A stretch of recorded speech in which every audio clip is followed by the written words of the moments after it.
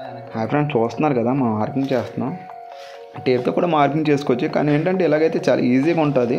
నేనైతే స్ట్రక్చర్ పుట్టి పెట్టే ట్రావెలర్తో మార్కింగ్ చేస్తాను. ఇలాగైతే చాలా ఈజీగా వర్క్ కూడా ఫాస్ట్గా అవుతుంది.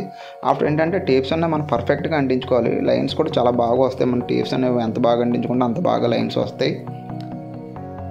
ఆఫ్టర్ స్ట్రక్చర్ పుట్టి అప్లై చేసినప్పుడు మనం ఏంటంటే జాగ్రత్తగా అప్లై చేయాలి. లేదంటే పుట్టి అప్లై చేసినప్పుడు జాయింట్స్ అన్నీ వస్తాయి. జాయింట్స్ వచ్చాయంటే వర్క్ అన్నది చాలా బాగోదు. మనకి ఏంటంటే నార్మల్ పుట్టిలాగా ఉండదు ఇది.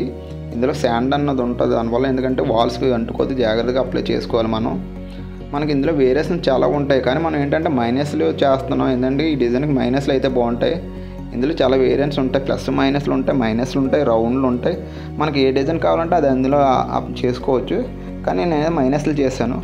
చూస్తున్నారు కదా, మన టేప్స్ అనేవి రిమూవ్ చేశాక ఎంత లైన్స్ అన్నీ ఎంత పర్ఫెక్ట్గా కనిపిస్తున్నాయో చూసారు కదా.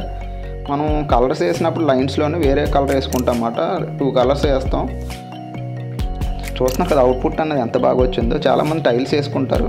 టైల్స్ కన్నా నేను బెటర్గా నేను సజెస్ట్ చేస్తుందంటే ఏంటంటే ఒకసారి స్ట్రక్చర్ పుట్టి కూడా పెట్టుకొని చూడండి, బాగుంటుంది.